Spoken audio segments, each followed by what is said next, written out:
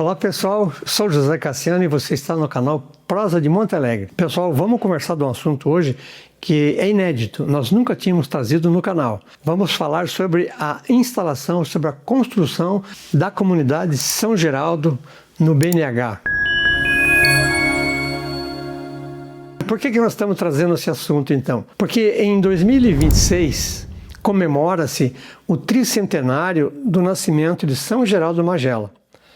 E como nós participamos da comunidade São Geraldo Magela desde o início da fundação, desde 1984, nós temos imensa satisfação em contar essa história aqui no canal. Vamos falar também sobre a presença da congregação do Santíssimo Redentor, que são os redentoristas, os missionários redentoristas aqui na região, e sobre o nascimento. Como é que surgiu então essa comunidade aqui em Telêmaco Borba?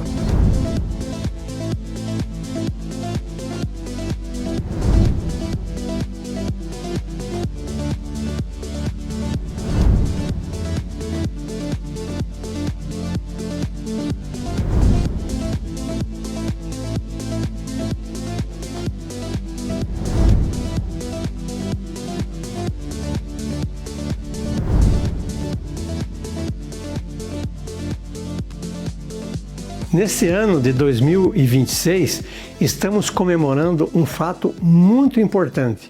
Estamos comemorando o tricentenário do nascimento de São Geraldo Magela. E aqui em Telêmaco Borba existe desde 1984, portanto há 42 anos, uma comunidade que homenageia então esse padroeiro. Então a comunidade é conhecida como a comunidade do BNH, Comunidade São Geraldo Magela, em Telêmaco Borba. Muita gente tem curiosidade de saber por que foi homenageado esse padroeiro, São Geraldo. E daí, como é que começou então essa comunidade lá em 1984? Interessante lembrar que a presença dos padres redentoristas, como a fazenda Monte Alegre do Tibagi pertencia ao município de Tibagi, os padres redentoristas, eles atendiam, eles trabalhavam nessa região. Então, por volta de 1943, eles já vinham, se deslocavam, assim como se deslocavam em vários lugares dentro do município de Tibagi. Então, eles vinham a lombo de cavalo, cruzavam o rio Tibagi com balsas e faziam, então, as celebrações já dentro da área fabril ali. Existem alguns registros fotográficos de uma igreja, pequena igreja, ali por volta de 1943, dentro da área fabril. Praticamente dentro da área fabril. Hoje, se você olhar a fotografia antiga, você vê que aquele ali está tudo tomado por equipamentos. Mas então é o seguinte, daí como aumentou muito a densidade populacional dentro da fazenda Monte Alegre, houve então a necessidade desses padres virem, como diz o outro, de mala e cuia, morar então na Vila Harmonia. Então foi cedido uma casa na Vila Harmonia em 1946. Aí nós já temos uma outra data importante. Estamos comemorando também, nesse ano de 2026, 80 anos da presença dos redentoristas na região. Daí, em 1944, então, é instalada a paróquia Nossa Senhora do Perpétuo Socorro. A primeira paróquia na região do município de Telêmaco Borba foi na Vila Harmonia, paróquia Nossa Senhora do Perpétuo Socorro. Então, sem se estender muito, é interessante lembrar que, como havia uma densidade populacional dentro da fazenda, haviam também outras denominações religiosas. Havia luterano, havia Assembleia de Deus, presbiteriano. Então, a movimentação, a demanda exigida por esse povo católico, então o atendimento era feito pelos padres redentoristas. E haviam várias comunidades, né, como na Mina de Carvão, na Lagoa, no Mauá, na Miranda. Então havia uma movimentação muito grande dentro dessa religiosidade da fazenda. Só lembrar de algumas, por exemplo, tinha São Miguel, Mauá, Santa Bárbara, na Mina de Carvão, Santo Antônio, na Lagoa. Isso só para lembrar de algumas. Quando é que começam as igrejas, as capelas em Telêmaco Borba? Ali no início dos anos de 1950, Não existia Telêmaco Borba. Começa então a ser denominada esse lugar, essa cidade ali, de Cidade Nova. Então nesse momento há um êxodo das pessoas que habitavam a fazenda da Monte Alegre e começam então a habitar esse lugar chamado Cidade Nova. Com, digamos assim, o adensamento populacional da Cidade Nova, houve necessidade então de instalar uma paróquia, que seria então a paróquia Nossa Senhora de Fátima, em Cidade Nova. Em 1960, então, a paróquia Nossa Senhora de Fátima, ela antecede ao município, que seria fundado em 1964. Foram surgindo, então, as comunidades, as capelas nos bairros. No bairro das 100 Casas, que o conjunto habitacional Juscelino Kubitschek, ali surge a capela Nossa Senhora do Perpétuo Socorro. Então foram surgindo porque as pessoas tinham dificuldade, as formas de deslocamento eram difíceis, não havia um ônibus, pouquíssimas pessoas lá tinham condução, então a necessidade de se desenvolver e criar as capelas, as comunidades nos bairros, ela surge dessa forma, pela dificuldade de locomoção e para facilitar então o atendimento desses fiéis. Nos anos de 1970 surge então o bairro do BNH e na sequência daí também surge o que ficou chamado como BNH Novo.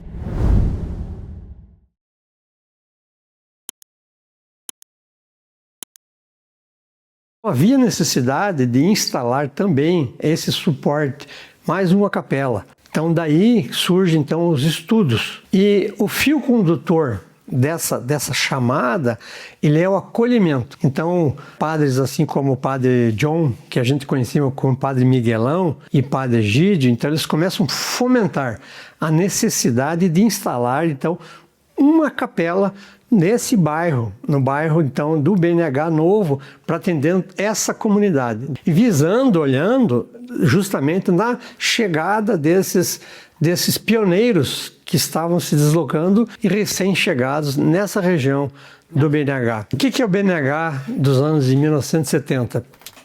É o Banco Nacional da Habitação, que surge para atender a primeira demanda das pessoas que estavam se deslocando e chegando para habitar nessa região. Na sequência, daí então, surge o BNH Novo, que era o Banco Nacional da Habitação, que era o Banco Habitasul. O BNH, nesse período, nesse momento, entende-se que seria do Cruzeiro, sentido o mini centro esportivo. Na sequência, quando surge um outro empreendimento, outro conjunto habitacional, que ele fica conhecido então como BNH Novo. Quem que habitava o BNH nesse momento? Então, predominantemente, pessoas vindas da Fazenda Monte Alegre, ou os pioneiros, pessoas que estavam aposentados e precisavam, então, ser acolhidas. Então, esse é o fio condutor, o mote que tinha na cabeça do padre Miguelão, que até ele brincava assim, nós precisamos fazer um espaço para essas pessoas virem e serem acolhidas. Nem que fosse para tomar um chimarrão, jogar um baralho, entende? Então, a ideia dele era o acolhimento. Algumas dessas pessoas que vieram habitar o BNH, elas já trabalhavam, já atendiam, já serviam na paróquia Nossa Senhora do Perpétuo Socorro, já tinham um senso de liderança dentro do contexto de capela, de igreja. O terreno foi escolhido num local assim bem isolado. Na região, na verdade, haviam chácaras. Então, a partir desse momento, precisava, como diz, desbravar. Precisava abrir as ruas, precisava fazer pavimentação, era tudo mato. A única coisa que havia, de fato, era um campão. Era um campão que a gente conhecia, então, como o campo do BNH, já era o campo do BNH. Definido isto, precisava, então, começar a trazer as pessoas, essas lideranças, e começar a compor as equipes que iam, então, construir essa comunidade. Essas pessoas que iam para as reuniões, elas não sabiam exatamente o que iam fazer. Então, daí começa, então, a desenhar como é que ia ser montadas as equipes, conforme as atas, na primeira ata, inclusive, já começam a definir quem que seria o presidente e quem que cuidaria da parte de arrecadação, o que seria então a parte da contabilidade. Já foi entrar em contato então com o engenheiro Rubens Quintiliano, que faria então o projeto para a construção da capela. Então começou então a desenhar e sair do papel essas coisas. Depois de desenhar, né, montar a estrutura, assim, como é que ia ser feito, então a necessidade era arrecadação. Mas daí cadê o dinheiro, né? Onde que foi parar o dinheiro? Não tinha dinheiro. Então começou, então, algumas pessoas que podiam pôr a mão na massa,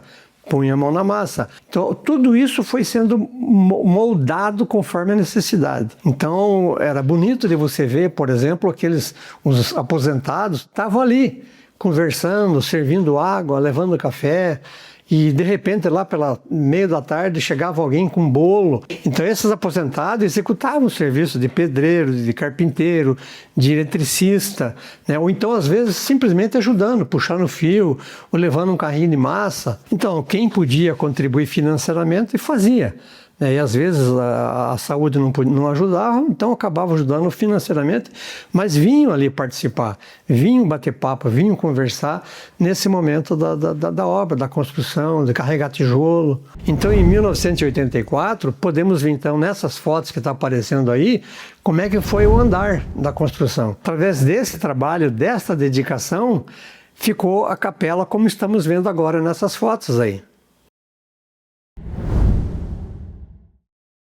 Nessa configuração da capela, como está aí, então foi necessário rebaixar a frente para fazer o asfalto. Então, por isso, daí foi colocada então uma escadaria. Então, nessa posição que ela se encontra, nessa foto aí, é sentido norte. Mas quando ela na construção da nova, ela é oeste.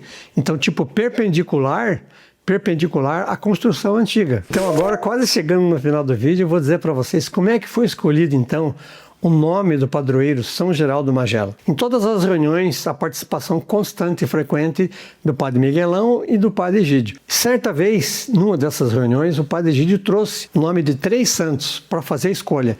E como as mulheres faziam presença sempre constante nessas reuniões, optaram por escolher o São Geraldo por ser o protetor das grávidas e ser um santo redentorista.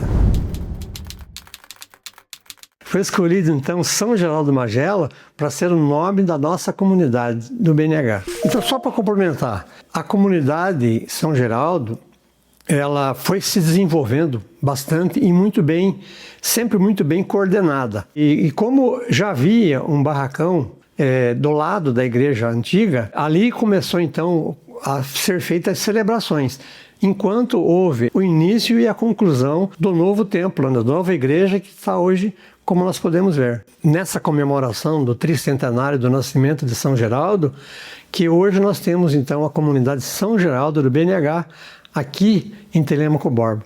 São 42 anos de atividade, de história, e muitas gerações passaram por aqui. Então nós temos então a honra de ter como padroeiro São Geraldo Magela. Você que ficou interessado em conhecer, então, nós temos a missa, que é o dia de São Geraldo, de 16 de outubro. E depois também nós temos todos os dias 16 de cada mês, as missas em celebração em honra a São Geraldo. Nessas missas, então, nós celebramos São Geraldo como protetor dos jovens e protetor das grávidas. No sábado, então, às 19h30, nós temos a missa da semana, e às terças-feiras, às 19h30 também, nós temos a novena de São Geraldo. Para você que está assistindo, então, pelo YouTube, nós vamos deixar embaixo aqui, então, as informações das redes sociais para você acompanhar, então, o andamento e os eventos que acontecem na comunidade. É isso aí, pessoal. Então, esse foi o nosso registro em comemoração ao tricentenário do nascimento de São Geraldo Magela.